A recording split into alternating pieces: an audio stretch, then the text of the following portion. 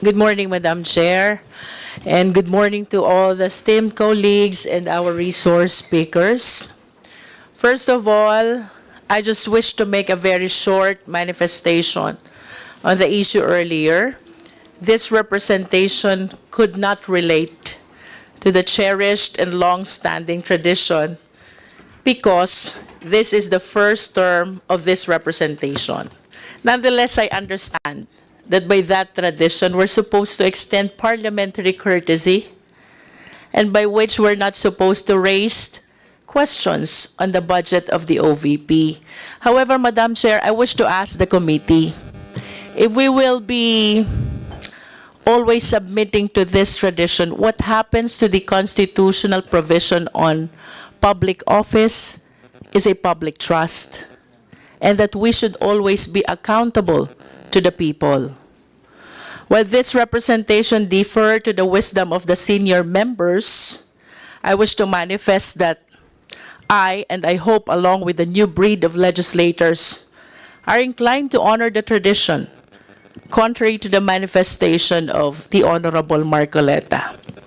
However, Madam Chair, what happens if the tradition is not sufficient? What happens if the tradition is not effective? What happens if the tradition does not unite and instead it divides? Let us all remember that in all parliamentary proceedings, the majority always rule. And it is on this light that I wish to commend the chair for immediately proceeding to the division of the House. And when the committee voted for no, it has rendered the issue, yes, moot and academic. And I concede to the Honorable Garin that even this representation disregard this rule. That is a manifestation, Madam Chair. And proceeding to the interpellation, I wish to invite the attention of the COA to welfare goods. Can we show the slide first, please?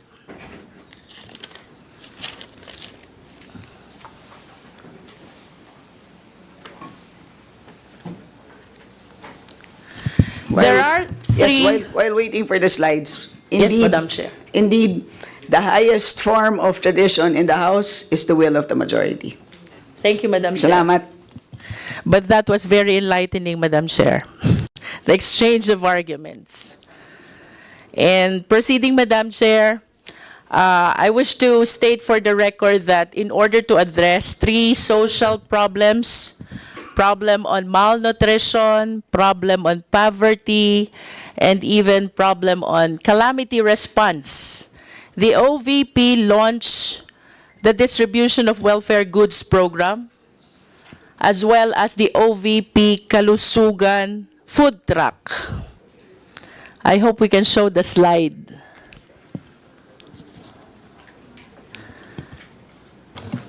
However, Madam Chair, The slides, please.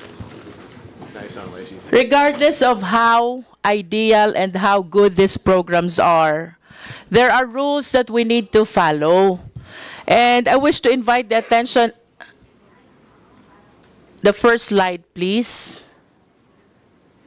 The first slide. One slide back. This is the last. Oh, sorry. I have 3 slides only, Madam Chair.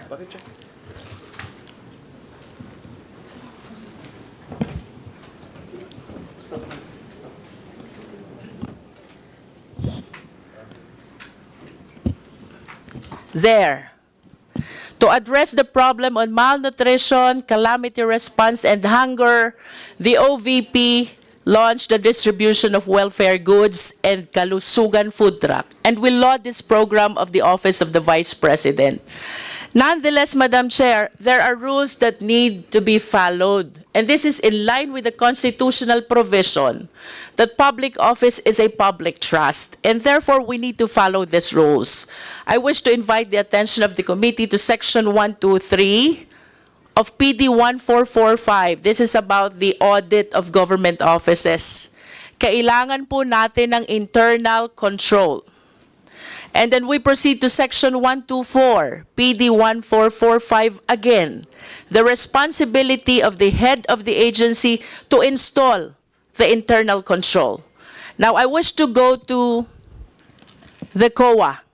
Ito po bang Section 123 at Section 124, were this complied with by the Office of the Vice President during the implementation, launching of this distribution of welfare goods, as well as the OVP Kalusugan food truck? Madam Chair, based on our report, the various deficiencies noted in the distribution of welfare Madam goods... Chair, can we ask the COA to limit the answer to the question which is being propounded? Nasunod po ba itong Section 123? Yes or no? Based on our report, it is not strictly in accordance with sections 123 and So 124. it was not strictly complied with. In other words, there's no sufficient internal control. Tama po ba? Yes, Madam Chair. How about Section 124? Did the Vice President heed to the mandate of Section 124 that she has to make sure that she will install the internal control? Nasunod po ba o hindi ang Section 124? Madam Chair, based on the COA report, there is a guidelines, but then the guidelines is not sufficient. So there is In other words, Section 124 was not strictly complied with also by the OVP. That is the implication of the answer of the COA. Now, I wish to invite the attention of the COA to the documents that need to be provided for us to be able to liquidate the distribution of goods. One is distribution list. This is only few of the several documents. 2 is property acknowledgement receipt. 4 is request and issue slip. And 5 is deed of donation. Ito po bang 5 documentary requirements na ito ay na-submit, na-provide ng OVP in the liquidation of the distribution of welfare goods? Yes or no lang po? Madam Chair, based on our report or audit, some of distribution list was submitted, but some of the distribution lists were not submitted. For particularly those mentioned in the report for the distribution of rice. Thank you. And for us to have a better picture of what the COA meant by some were submitted, some were not, may I request the Secretariat to please flash the second slide. There.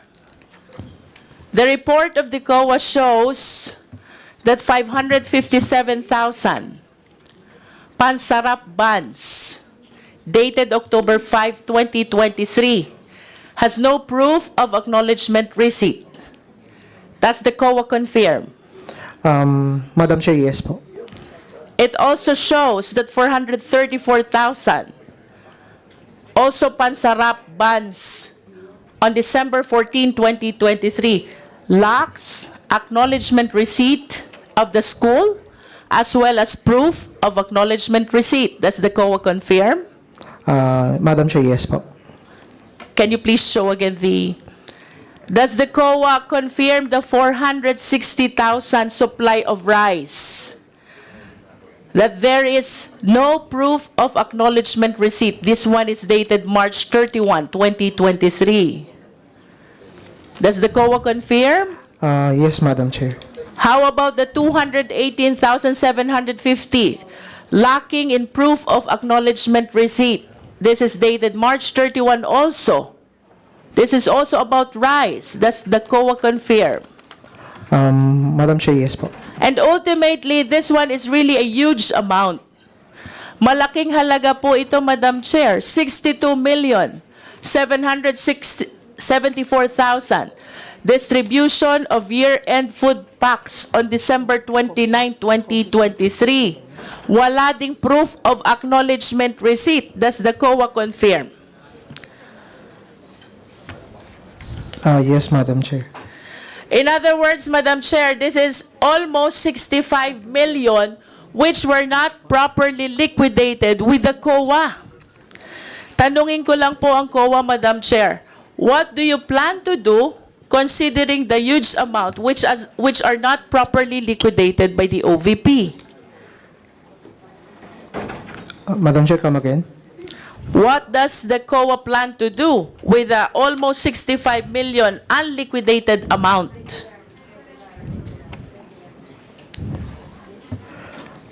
For this disbursement with not supported with complete documentation, we, based on our recommendation, it will be required to the OBP to submit. Until when are they allowed to submit the liquidation of this distribution of welfare goods? Then also until what? Come again. Until when are they allowed to submit? Madam Chair, if not submitted within the time given with the OBP, we will address it or issue a notice of suspension. Wala po ba tayong guidelines when it comes to the prescriptive period kung kailan tayo magsasubmit ng documentary requirements to explain the distribution of welfare goods? This is almost 65 million, Madam Chair. And yet, this is not properly liquidated. Nonetheless, Madam Chair, let me proceed to the second concern, the lapses in inventory management. We understand that the OVP likewise launched Kalusugan Food Truck. This is a 6-wheeler truck which serves as a mobile kitchen in response to calamities. However, Madam Chair, upon reading of the report of the COA, there are 3 significant observations. Can we please flash the third slide? 1, the food items are near expiry. 2, foods are not found in the storage.